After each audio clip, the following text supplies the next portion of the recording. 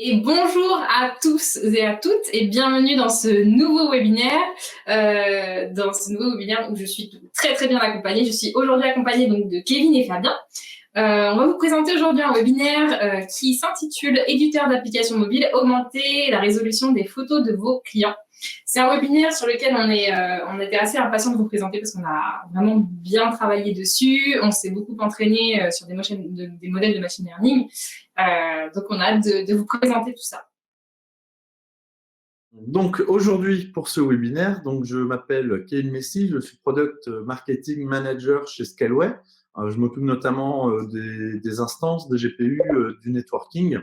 Et mon rôle dans l'entreprise, c'est de placer le curseur entre trois pôles qui sont nos produits et les fonctionnalités que nos produits peuvent proposer et m'assurer que tous les utilisateurs les connaissent pour en tirer le meilleur profit.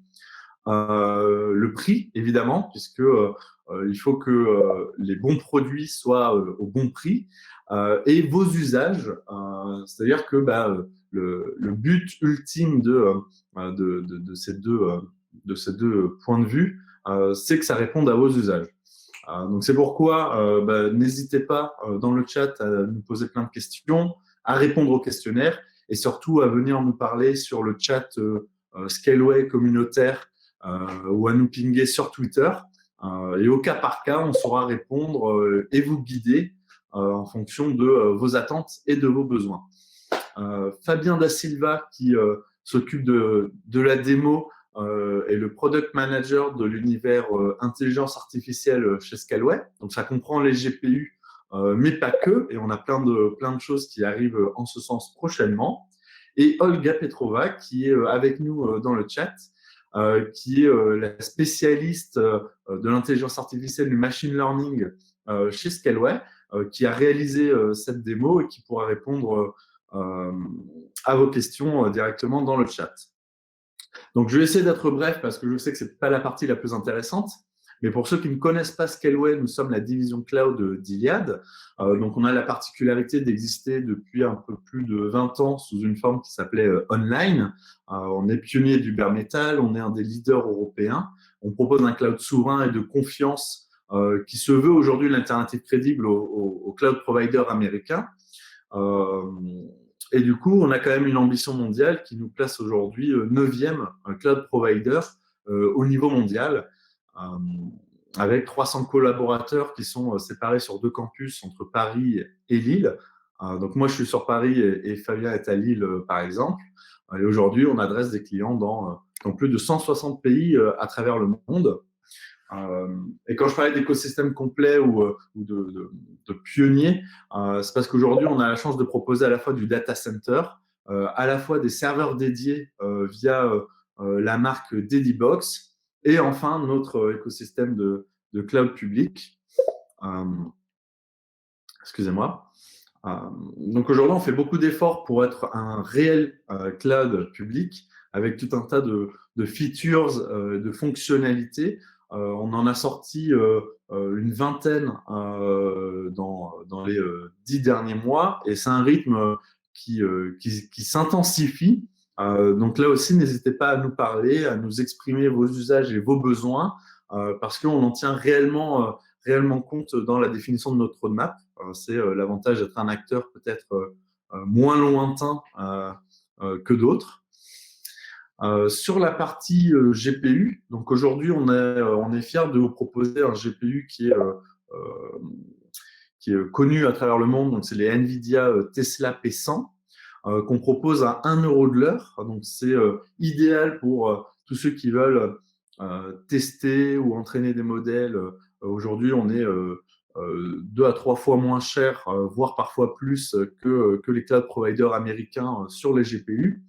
Et sans dévoiler aucun secret, on a bientôt de nouvelles cartes graphiques qui vont arriver, de nouvelles fonctionnalités très attendues qui vont arriver sur GPU. Donc, je ne vous en dis pas plus, mais n'hésitez pas à suivre notre actualité, à nous suivre sur Twitter parce que ça risque de vous intéresser. Et enfin, pour vous aider dans votre conquête du machine learning, on met à votre disposition des images prépackagées avec dedans on va dire, tous les outils, les frameworks qui peuvent vous aider à mettre le pied à l'étrier. Donc, évidemment, TensorFlow, JAX, PyTorch, Rapids, etc. Donc, en quelques minutes, vous pouvez, par exemple, déployer votre notebook sur Scaleway et suivre peut-être en même temps que nous la démonstration qui va suivre. Alors, on va rentrer maintenant peut-être un peu plus dans le vif du sujet. Alors, Fabien va vous faire aussi une introduction plus technique. Moi, je vais peut-être parler un petit peu plus des retombées économiques en B2C. On voit de plus en plus sur les stores, que ce soit le store d'Apple ou Android, des applications comme Reface qui fonctionnent vraiment bien, qui ont un modèle freemium, donc avec pas mal de pubs quand on ne paye pas et un paiement qui n'est pas anodin. Et on a des millions, plus de 10 millions de téléchargements avec une très bonne notation. Et c'est un mouvement qui s'est initié il y a quelques années où on pouvait mettre notre tête sur le visage de notre chanteur préféré ou dans le dernier clip à la mode. Et maintenant, les interrogations sur est-ce que je donne mon visage à une entité gouvernementale étrangère, etc., commence progressivement à céder parce que on a beau dire, c'est quand même drôle. Et donc aujourd'hui, on est parti de ce constat, de cette appétence, on va dire, d'un certain nombre de clients pour cette technologie d'IA qui aujourd'hui fonctionne très bien, à quelque chose de peut-être un petit peu plus utile. Et donc, on s'est posé la question de ce qu'on pouvait vous proposer. Et donc, on est arrivé sur la photographie. C'est aujourd'hui un domaine dans lequel on peut faire beaucoup de choses. On peut coloriser des photos en noir et blanc, on peut restaurer des photos qui ont été abîmées ou brûlées par le temps. On s'est focalisé sur quelque chose de très spécifique qui est l'augmentation de la résolution en termes de pixels. C'est un cas qui fonctionne très bien, notamment dans le jeu vidéo, où des jeux sont remasterisés en retirant le crenellage un petit peu des pixels avec de l'IA, et on va appliquer ces techniques aujourd'hui sur toutes les photos qui ont potentiellement mal vieilli. Et je m'arrête là, je ne vous embête pas plus pour cette très succincte introduction. Je laisse la main à mon éminent collègue. Donc aujourd'hui, on va parler super résolution. Donc l'idée, c'est d'augmenter la résolution des photos grâce à du deep learning. Donc pourquoi on a pris cet exemple? Si on regarde un petit peu en arrière, les capteurs photo ont intégré, je dirais, les prédécesseurs, les ancêtres des smartphones il y a pas mal d'années, pratiquement 20 ans. Au départ, on avait des capteurs photo pratiquement de 0,35 mégapixels pour les plus anciens d'entre vous. Et puis aujourd'hui, on est plutôt sur des capteurs d'environ 16 mégapixels. Donc ça veut dire, en fait, on a une grande diversité dans les résolutions des photos qu'on a dans nos photothèques. Et en même temps, les résolutions des écrans qui servent à l'affichage augmentent. Et donc, en fait, ça creuse encore plus le gap entre comment je fais pour afficher une image basse résolution sur un écran haute résolution. Le rendu va être encore plus dégradé. C'est aussi une problématique qu'on retrouve aussi pour la vidéo, de la même façon. Et il y a aussi des méthodes d'upscaling hardware. Si vous achetez des télé 4K, en général, il y a du hardware qui permet de faire l'upscaling d'une vidéo Full HD, par exemple. Aujourd'hui, on va se concentrer sur les techniques pour les photos, enfin sur une technique pour les photos. Donc, upscaling. L'idée, en fait, c'est de produire une image dite haute résolution à partir d'une image basse résolution. Traditionnellement, hors des techniques d'intelligence artificielle et d'IA, il y a des techniques classiques, notamment basées sur des interpolations. Donc l'idée, c'est d'agrandir l'image et d'essayer d'estimer la valeur des pixels manquants en regardant les pixels adjacents. Ça marche, mais ça a des limites, et plus on va essayer d'agrandir, plus on va avoir du flou en fait dans l'image. Plus récemment, il y a des techniques basées sur de l'intelligence artificielle et donc avec du deep learning qui sont apparues. Donc c'est encore un domaine de recherche actif où il y a des progrès qui arrivent constamment. Et il y a beaucoup de techniques, notamment basées sur des réseaux comme les Generative Adversarial Network, qui sont plus ou moins complexes, plus ou moins performantes, qui demandent aussi plus ou moins de puissance de calcul. Donc là, je vous ai mis un exemple avec un blog post, si ça vous intéresse d'aller voir, de creuser un peu plus. Et donc, ça compare différentes techniques d'algorithmes sur une image de base pour voir les résultats. Et on peut voir typiquement que des réseaux GAN assez récents comme ESR GAN ont quand même une qualité de rendu assez exceptionnelle. Aujourd'hui, pour la démo qu'on vous a préparée, on voulait quelque chose qui soit plus une introduction à l'upscaling.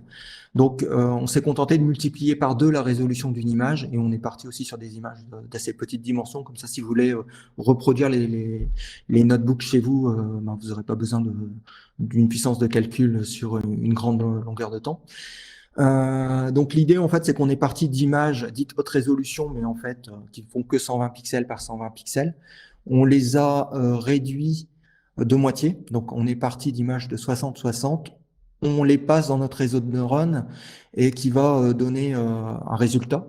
Et on pourra du coup comparer le résultat des images finalement basse résolution, où on voit déjà ici normalement que c'est pixelisé si la vidéo passe bien chez vous, par rapport aux images sources, et on pourra comparer la qualité entre les deux. Donc, on a choisi une technique volontairement assez simple. C'est pas la plus performante. Elle n'utilise pas de Generative Adversarial Network, mais vous allez voir, elle est extrêmement simple et permet aussi un entraînement très rapide. Et pourtant, les résultats sont assez convaincants quand on voit la complexité du réseau de neurones derrière. Donc, une approche deep learning. Comme j'ai dit, c'est assez simple. Finalement, on a un réseau de neurones à 4 couches, donc c'est même un peu dur de l'appeler deep. C'est vraiment un réseau de neurones assez simple. Donc, on utilise en fait quasiment 2 briques de base, des convolutions. Bon, Relu, c'est un petit détail technique d'implémentation, donc vous pouvez ignorer. Donc, les convolutions, ça sert à quoi? Ça sert à extraire de nombreux filtres, donc extraire de l'information à partir d'une image source. Donc, on verra dans le slide suivant comment ça se traduit si vous ne connaissez pas les convolutions. Donc, en fait, on fait dans notre réseau de neurones, on a une succession de couches de convolution et ensuite, on termine par une couche subpixel convolution. Et donc, en fait, c'est une convolution et une opération de pixel shuffle. Donc, pareil, il y a un slide pour illustrer un peu ce que ça fait. L'idée derrière cette dernière couche, en fait, c'est de recombiner tous les filtres qui ont été extraits dans les couches précédentes pour obtenir une image de meilleure résolution. Et dans notre exemple, en fait, elle sera d'une résolution 2 fois supérieure à l'image qui a servi à l'entrée du réseau de neurones. Donc, dans notre exemple, ce qu'on va faire, c'est de l'inférence. Donc, c'est pas l'entraînement du modèle, mais pareil, on a quelques liens pour vous si vous êtes intéressé sur la partie entraînement. Donc, les convolutions, comment ça marche? Donc, le but, c'est d'extraire des filtres à partir d'une image source. Donc, il y a une petite illustration ici. Je vous ai mis les liens vers le site où il y a les diverses illustrations et aussi les papiers qui expliquent en fait, les différentes formes qu'on peut obtenir, suivant les réglages qu'on utilise. Donc, l'idée, c'est de passer un kernel sur une partie de l'image et de recalculer ce qui pourrait être une image, mais on appelle ça un filtre. Et ensuite, on déplace le filtre sur l'image et on continue les calculs. Donc, en fait, ça nous permet, à partir d'une image source, de pouvoir calculer de nombreux filtres et donc d'extraire de l'information sur toute la surface de l'image.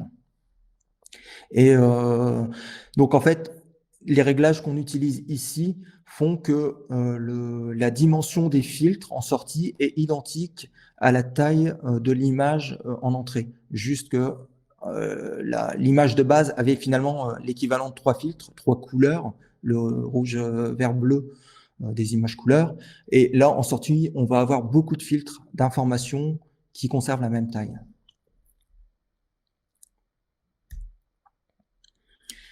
Donc, on fait plusieurs couches. Donc, en fait, ça, c'est un schéma qui est extrait du papier qui implémente les subpixel convolution. Donc, pareil, on vous a mis le lien. Et ce schéma résume assez bien, en fait, comment ça marche. Donc, en fait, on part d'une image dite basse résolution et donc on fait des convolutions qui vont extraire des filtres qui ont la même dimension que l'image source, mais qui vont extraire beaucoup de filtres, donc avec beaucoup d'informations extraites de cette image de départ. Et on fait ça, donc, comme on a vu, sur 3 ou 4 couches de convolution. Et ensuite, on utilise le subpixel Shuffle pour réassembler finalement tous les filtres qu'on a extraits dans une image qui aura une résolution supérieure. Et dans notre cas, ça va être une résolution x2.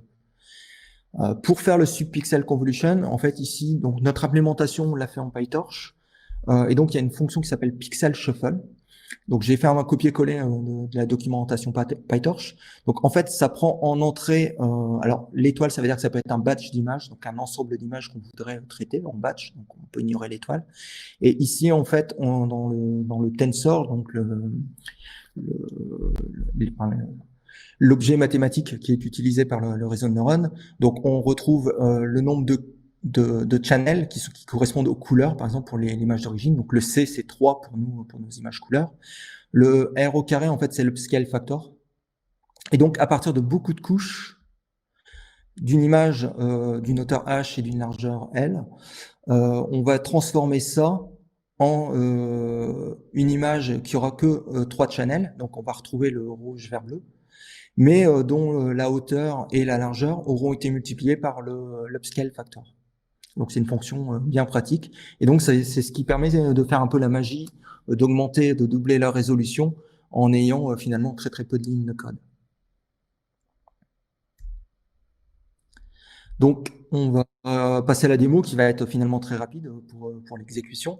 Donc pour rappel, on est parti des images sources, et on a diminué la résolution. Et là, maintenant, en fait, on va prendre ces images qui ont la moitié de résolution, on le voit, 60 pixels, comparé à 120 pixels. Et on va obtenir une image qui va faire 120 pixels.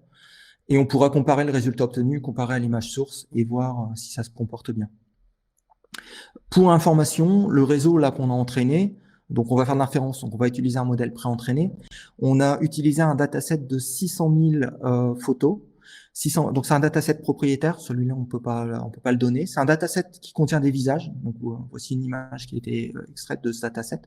Donc ça veut dire que normalement notre réseau de neurones il est spécialisé sur des images du même domaine, c'est-à-dire des visages qui sont pris en gros plan, on va dire.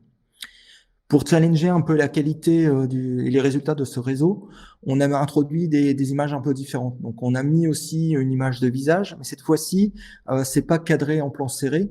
Et on a un arrière-plan et notamment le ciel. Et donc, on pourra voir comment se comporte notre réseau. Et puis, on a pris une image dont le domaine sort totalement du domaine du dataset. Donc là, on a pris un paysage, le Golden Gate Bridge. Donc pareil, on pourra voir comment se comporte le réseau de neurones qui a été entraîné uniquement sur un dataset de visage.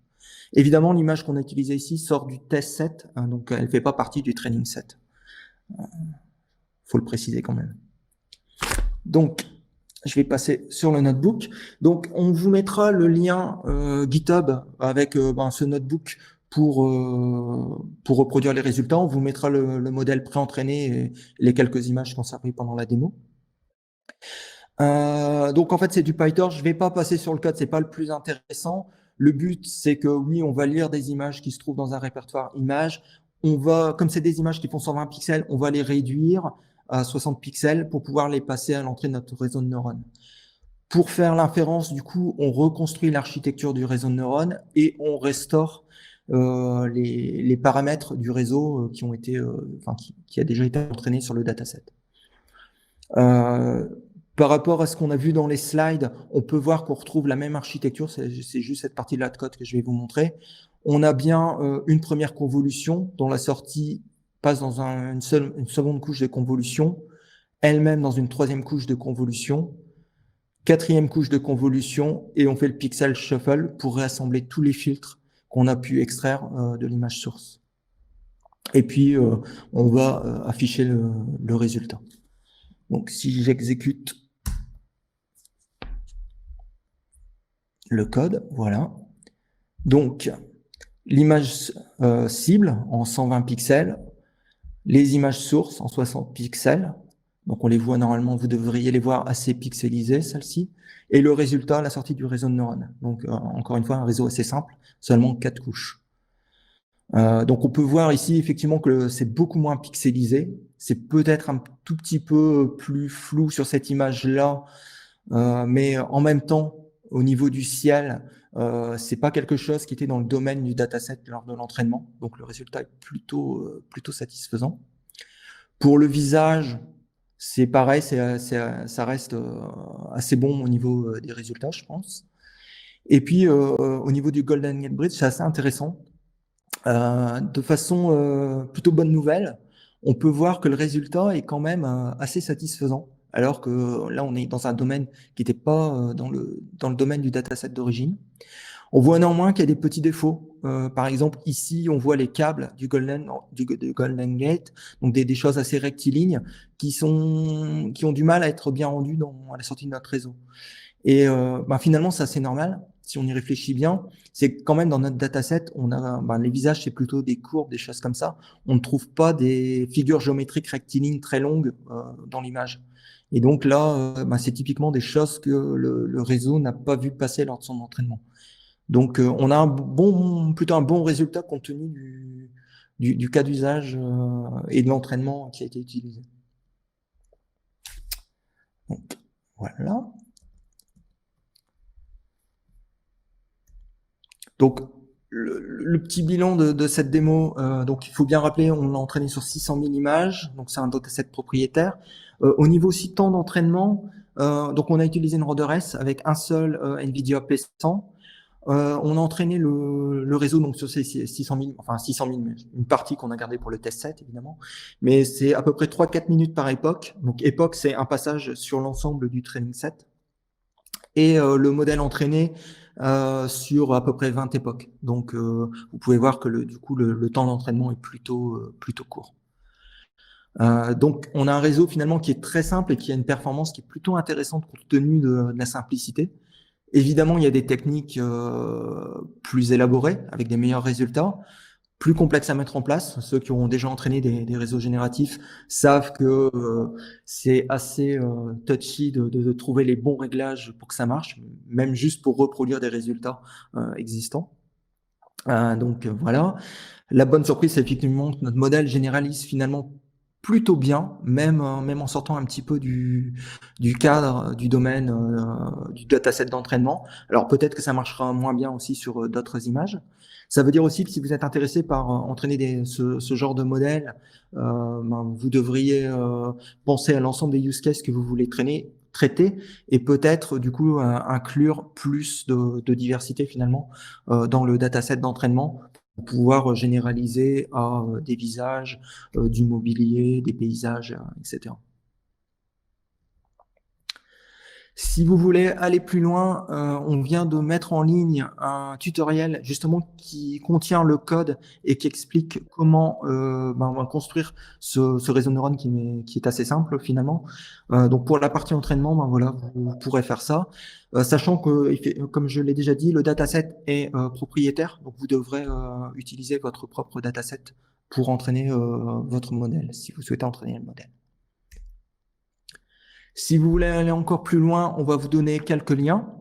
Donc notamment des blog posts.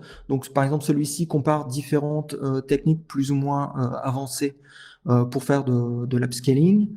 Un blog plutôt dédié au réseau ESRGAN, donc où j'ai fait les photos avec le singe un peu plus tôt dans la présentation.